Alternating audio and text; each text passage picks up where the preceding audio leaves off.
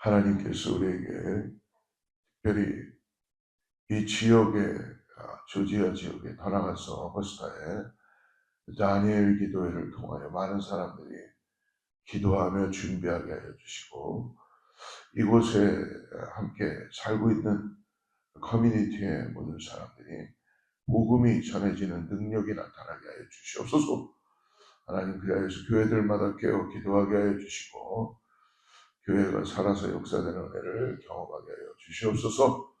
복음의 능력을 경험하게 하여 주셔서 우리가 또 아버지 27일부터 있을 말씀 상영회를 잘 준비하게, 하나님의 말씀이 살아서 역사될 수 있도록 우리 강사 목사님을 들어주시고 성령의 충만함으로 이들을 은혜 받기 위하여서 마음밭이 준비되게 하여 주시옵소서. 오늘 새벽을 깨우며 사랑하는 성도님들이 나왔습니다. 하나님께서 새 힘 허락하여 주셔서 믿음으로 일어나게 하여 주시옵소서. 감사하며 거룩하신 예수님의 이름으로 간절히 기도드리옵나이다. 오늘 어제에 이어서 우리 요한복음 10장을 보겠습니다. 오늘 우리 묵상지에 보니까 사순절 19일차 요한복음 10장 22절부터 42절, 어제 예수님께서 비유로 말씀해 주셨죠. 나는 양의 문이다. 누구도 빼앗을 수 없는, 오늘 주제가 보니까 안전함이다 라고 예수님 자신을 말씀해 주신 것 같습니다. 오늘 22절부터 42절인데요. 우리 세 절만 읽고 말씀 쫓아가죠. 27절, 28절, 29절 세 절 말씀 같이 합독합니다. 시작. 내 양은 내 음성을 들으며 나는 그들을 알며 그들은 나를 따르느니라. 내가 그들에게 영생을 주노니 영원히 멸망하지 아니할 것이요 또 그들을 내 손에서 빼앗을 자가 없느니라. 그들을 주신 내 아버지는 만물보다 크심에 아무도 아버지 손에서 빼앗을 수 없느니라. 오늘 새벽을 깨웠는 여러분을 주님으로 축복합니다. 우리가 믿음을 가졌다는 것은 세상이 줄 수 없는 거죠. 세상이 많은 것들을 우리에게 가르쳐주고 많은 것들을 우리에게 줄 수도 있지만, 이 믿음이라는 것은 우리가 어떻게 할 수가 없는, 이것은 하나님의 은혜입니다. 여러분, 예수님이 구원자이시고 메시아라는 것이 끝까지 믿어지지 않기 때문에 유대인들과 바리새인들은 자기들이 붙잡고 있었던 율법을 통해서 아직도 그들은 오실 메시아를 기다리고 있다고 하지 않습니까? 근데 저는 제가 예수님을 눈으로 본 적은 없습니다. 그러나 내가 죄인이라는 것을 깨닫게 해주시고, 어느 날 내 인생 가운데 나도 모르는 그런 가운데서 방황하고 공허하고 삶의 소망이 없을 때, 이리 찢기고 저리 찢기고 그럴 때 찾아오셨죠. 성령을 통하여 찾아오셔서 예수님이 구원자시라는 걸 믿게 해주신 거예요. 그래서 여러분, 이 믿음은 우리가 믿든지 안 믿든지 예수를 전해야 될 줄 믿습니다. 예수님이 전해질 때에 믿음의 역사가 나타나게 되는 줄을 믿습니다. 오늘 선한 목자의 이야기를 계속 하겠는데요. 어제 10장의 말씀에 선한 목자는 양들을 위하여 자기의 목숨까지도 버리는 희생과 헌신을 한다라고 예수님 비유로 말씀하시며, 아버지와 예수님의 관계, 또 우리와 예수님의 관계를 말씀해 주셨죠. 자기의 양을 알고 양의 음성도 알고 양의 이름을 각각 불러서 인도하십니다. 할렐루야. 하나님이 제 이름을, 예수님이 제 이름을 아신다고 합니다. 여러분, 이름 알면은 뭐 다 아시는 거 아니겠어요? 예. 특이하게도 우리에 들지 아니한 다른 양들이 있고, 이 양들도 그냥 내팽겨 치는 것이 아니라 그들을 어떻게 하면은 인도할 수 있을까? 바로 이 우리에 들지 않는 양이 비유로 말씀하시는 거니까 오늘 유대인들과 이방인들을 말씀하시는 거겠죠.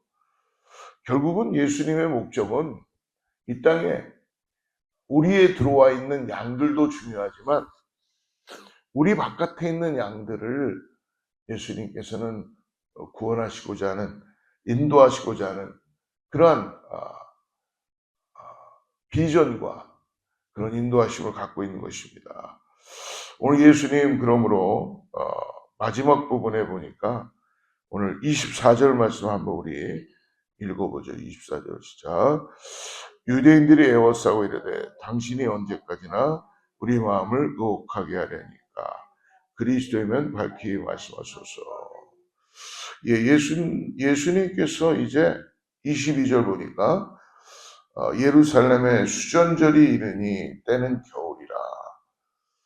예수께서 성전한 솔로몬 행각에서 거하시니 예수님이 수전절을 지키기 위해서 예루살렘 성전으로 찾아가셨어요. 이 수전절은 뭐냐면 이방신 숭배로 더럽혀진 예루살렘 성전을 되찾아서 정결하게 하고 다시 봉헌한 것을 기념하는 유대인의 절기입니다. 그래서 마카비라 그래서 여러분 이 절기를 이들은 즐기고 있죠. 오늘 그러는 가운데 유대인들이 이제 예수님을 둘러싸고 궁금한 거예요. 정말 이들은 당신이 그리스도라면, 즉 메시아라면 밝히 좀 우리에게 말씀해 주십시오. 그래서 계속해서 예수님께 묻습니다. 그러나 예수님의 대답은 꿰뚫어 보고 계시는 거죠. 의외였습니다. 26절 말씀 같이 보죠. 너희가 내 양이 아니므로 믿지 않아. 그럼 이미 말했는데도 믿지 않는다는 것은 그 이유를 분명하게 말씀합니다. 너희가 내 양이 아니므로 믿지 않는다. 너희가 내 양이 아니기 때문이다. 그러니까 예수님의 양이 분명히 있다는 것이죠. 네. 어제 묵상했던 선한 목자의 말씀을 다시 이제 또 쭉 설명을 하십니다. 예수님의 양은 그분의 음성을 듣고 따르는 사람이다. 28절 다시 한번 읽습니다. 시작. 내가 그들에게 영생을 주노니 영원히 멸망하지 아니할 것이요 또 그들을 내 손에서 빼앗을 자가 없느니라. 29절 그들을 주신 내 아버지는 만물보다 크시네 아무도 아버지 손에서 빼앗을 수 없느니라. 그들에게는 영생이 주어지고 아무도 그들을 예수님 손에서 빼앗을 수 없다. 그리고 예수님은 또 분명하게 말씀합니다. 30절 말씀 한 번 더 읽습니다. 시작.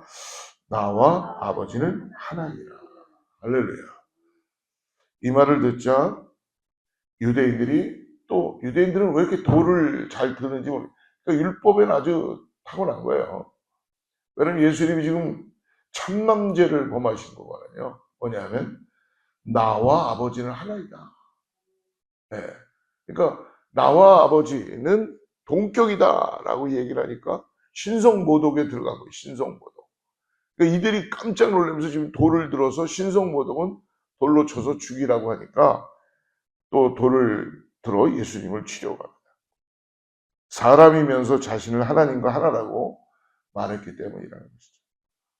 그러자 예수님은 율법의 말씀들을 들어서 그들에게 되묻습니다. 34절, 36절까지 읽습니다. 시작. 예수께서 이르시되 너희 율법에 기록된 바 내가 너희를 신이라 하였노라 하지 아니하니라. 네, 성경을 제가 죄송합니다. 준비 안 했어요. 35절에 보면 성경은 패하지 못하나니 하나님의 말씀을 받은 사람들을 신이라 하셨거든. 36절 하물며 아버지께서 거룩하게 하사 세상에 보내신 자가 나는 하나님의 아들이라 하는 것으로 너희가 어찌 신성모독이라 하느냐. 그러니까 내가 너희를 신이라 하였노라 라는 기록이 있다. 하나님의 말씀을 받은 사람들도 그렇게 불렀다면 하나님께서 거룩하게 해서 세상에 보내신 분이 하나님의 아들이라고 말하는 것이 어찌 신성모독이냐? 예수님은 다시 한번 믿음의 길을 이들에게 열어주십니다. 만일 자신의 말을 믿지 못하겠다면 하나님 아버지의 이름으로 행한 그 일을 보고라도 믿으라 라고 말씀하십니다. 그 일들을 통해서 아버지께서 뭐예요? 예수님 안에 계시고 예수님이 아버지 안에 계심을 알라라고 말씀해 주십니다. 그러나 사람들은 여전히 예수님을 잡으려고 하죠. 결국 예수님은 이제 그것을 떠나서 요단강 건너편 세례 요한이 침례를 베풀었던 곳으로 가십니다. 그곳에서 사람들이 이렇게 말합니다. 41절 말씀 같이 읽죠. 시작. 많은 사람이 왔다가 말하되 요한은 아무 표적도 행하지 아니하였으니 요한이 이 사람을 가리켜 말한 것은 다 참이라 하더라. 세례 요한은 그의 이 땅에 온 이유를 확실하게 얘기했죠. 나는 내 뒤에 오실 그분을 위하여 소리이다, 소리. 나는 그분의 신들매조차도 맬 수 없는 존재이다. 세례 요한은 실질적으로 이 땅에 와서 많은 제자들도 있었지만 기적을 베푼 일은 없었어요. 그러나 그는 예수님을 가리켜 하나님의 어린 양이라고 증언하고 사람들은 그 요한의 말을 기억했고 예수님이 행하신 일들을 보며 그 말이 참이라는 것을 깨닫기 시작합니다. 성경은 42절에 이렇게 기록하죠. 같이 읽습니다. 시작.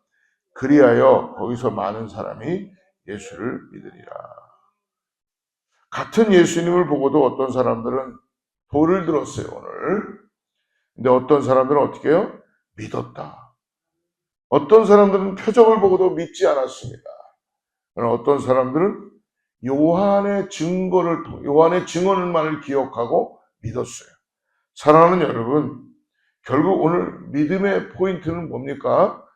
믿음의 포인트는 다른 곳에 있는 것이 아니라 오늘 하나님의 말씀을 듣는가 안 듣는가예요. 오늘 아무리 여러분 예배당에 나와서 앉아 있어도 하나님의 말씀이 들리는 사람이 있고 하나님의 말씀을 계속 들려오는데 마음문을 닫아놓고 듣지 않는 사람들이 있죠. 예수님의 음성을 듣는 사람이냐 아니냐는 것입니다. 선한 목자의 음성을 듣는 사람은 그분을 알아가는 거예요.